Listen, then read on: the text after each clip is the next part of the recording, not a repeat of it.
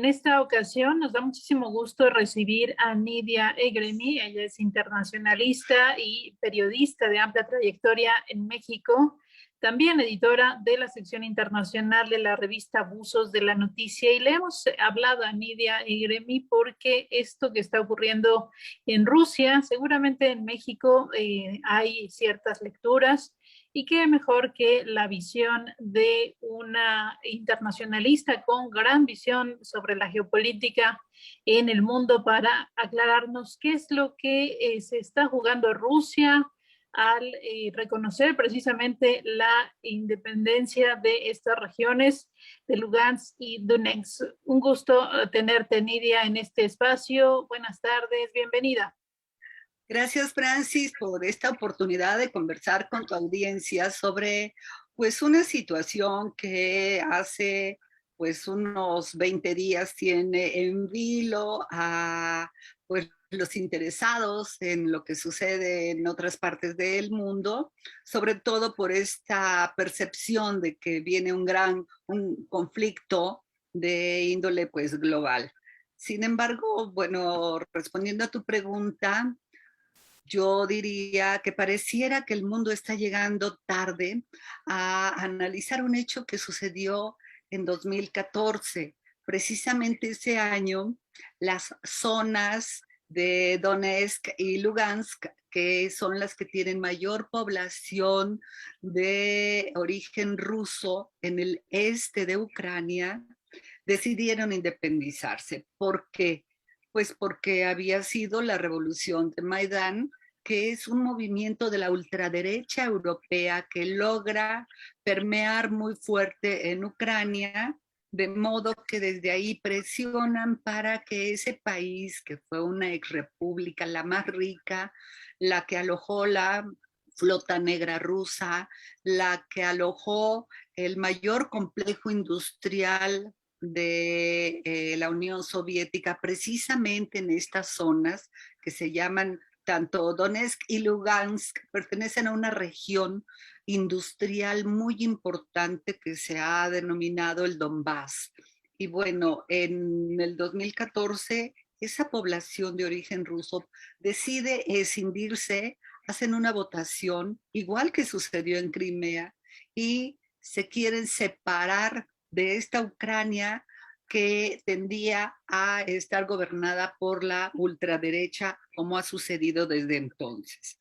Esto sucedió en el 2014. La prensa internacional no le quiso dar importancia, como tampoco le quiso dar importancia a los bombardeos y ataques que emprendió el ejército de esos gobiernos de ultraderecha desde el 2014, sobre todo en Donetsk, a donde desmantelaron gran parte de la infraestructura existente, que obviamente era desde la época soviética, y el aeropuerto, que en el 2012 había alojado esta ciudad, una serie de eventos internacionales, quedaron irreconocidos.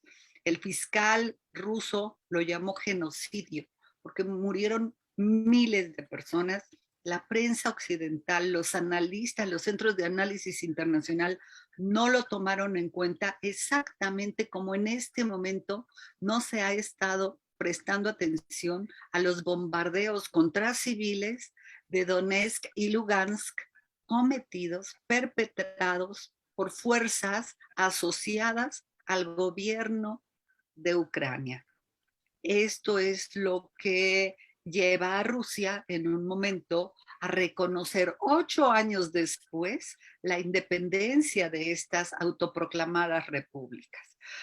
Para quienes no han explorado en estos antecedentes, pues obviamente les resulta una sorpresa, pero pues lo hemos estado documentando, te digo, a lo largo de 8 años que dimos con el análisis de lo que estaba pasando en Ucrania. Ucrania es un botín para Occidente, entiéndase por Occidente Estados Unidos y la Unión Europea, las transnacionales, porque es un gran productor de uranio, por ahí pasa el petróleo y el gas ruso, una parte importante de lo que le llega a Europa. Y por otro lado, tiene gran parte de ese personal altamente calificado que formó la Unión Soviética para pues aportar una mano de obra barata y, repito, calificada. Por otro lado, fue el granero de la Unión Soviética y tiene aproximadamente unos 38, 39 millones de ciudadanos que pues representan un mercado muy importante para una Unión Europea muy alicaída en su economía y que después del Brexit quedó peor. Por lo tanto, es un botín. Entonces tenemos que entender que ese es el juego detrás de la famosa frase que inventan los estrategas occidentales, sobre todo de la Casa Blanca, que le hablan al oído a Joseph Biden, que le dicen, vamos con la estrategia del terror para crear la percepción de una guerra inminente que si tal fuera hubiera sucedido a los 10 minutos de que le anunciaban, no a los 15 días que han transcurrido desde que lo venimos escuchando en todo el mundo. En ese sentido, Nidia, el futuro de estas dos zonas, digamos, que ya se declaran con esta independencia, que ya lo reconoce la propia Rusia, estaría, digamos, uniéndose a toda esta parte occidental con Europa, y no es propiamente ese paraíso de las regiones que de alguna manera marcan su distanciamiento con Rusia, no es ese, no es ese pues país o ese futuro de países prósperos que se nos quiere vender en otras regiones del mundo. Mira, Donetsk y Lugansk se declaran independientes para recibir la ayuda de Rusia. ¿Por qué? Porque Ucrania en general ha generado todo un ambiente racista contra esos 3.8 millones de rusos étnicos que viven ahí. Se declaran independientes porque no soportan la explotación de Ucrania, la explotación de las transnacionales asentadas en Estados Unidos y en Europa. Y solo así es porque puede llegar la ayuda de Rusia.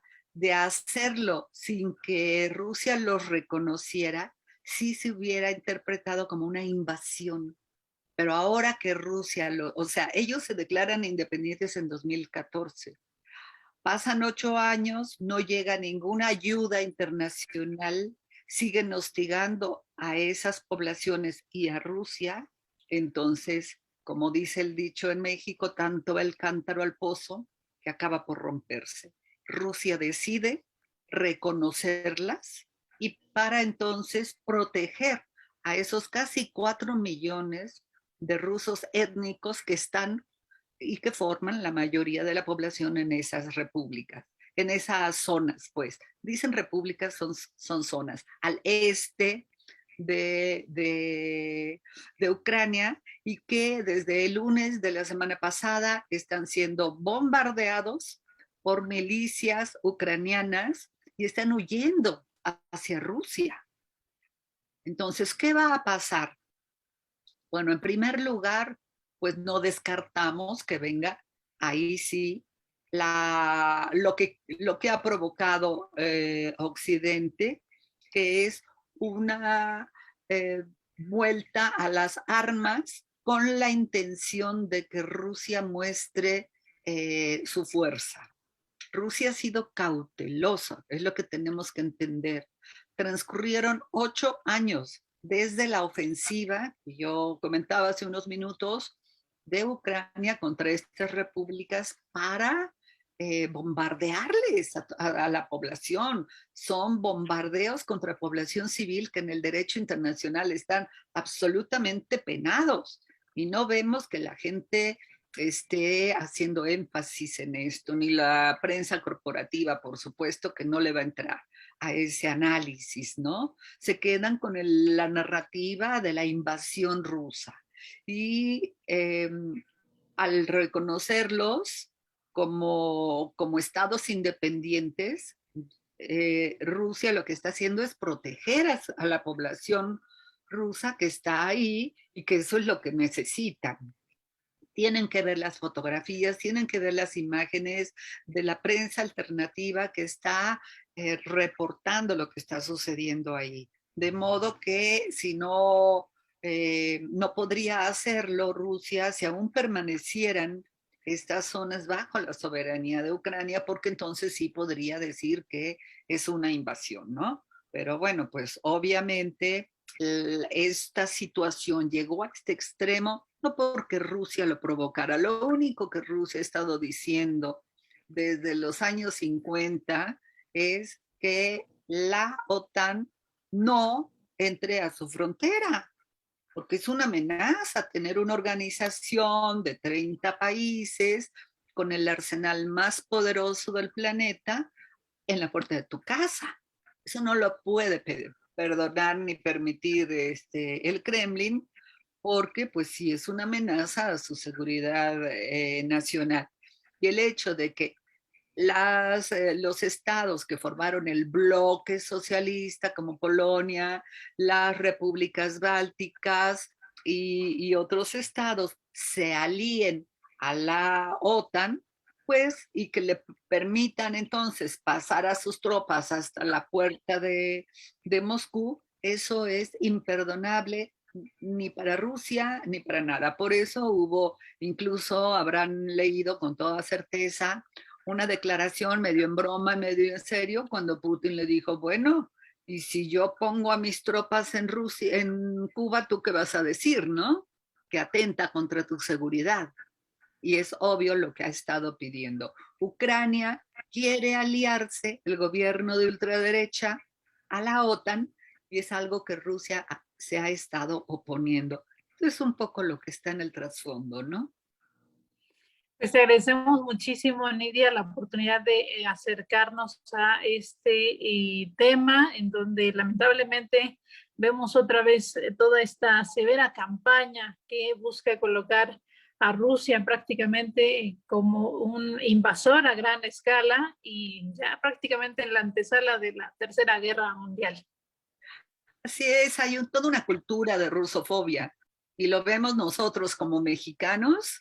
A partir de que encendemos la televisión y vemos cualquier programa de entretenimiento, y lo único que están haciendo es mantener esa narrativa de adoctrinamiento contra Rusia, ¿no? Ellos son los bárbaros y los demás cambian. Pero recordemos esa frase de que en un conflicto, en una guerra, la primera víctima es la verdad.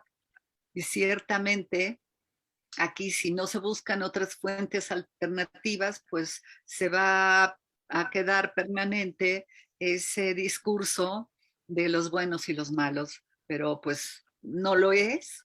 Me parece que aquí tenemos que estar muy sensibles a lo que llevó a estas poblaciones del Donbass a declararse independientes, a pedirle a Rusia que los acoja, que los reciba y que vean las noticias. Las imágenes son elocuentes. Lo que no vemos es una sola imagen de las 100,000 tropas que dice Estados Unidos que son los rusos a punto de invadir.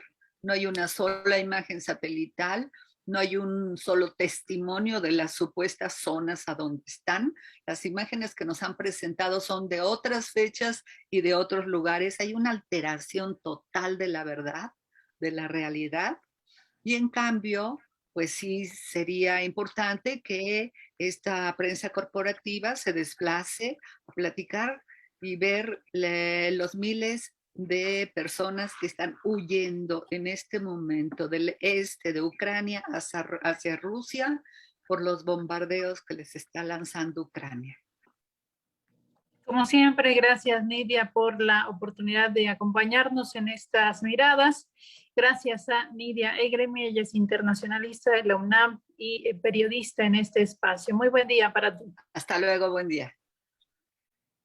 Así nos acercamos a lo que está ocurriendo en Rusia con la aceptación de la independencia de estas dos zonas y las implicaciones geopolíticas. Continuamos con otros temas.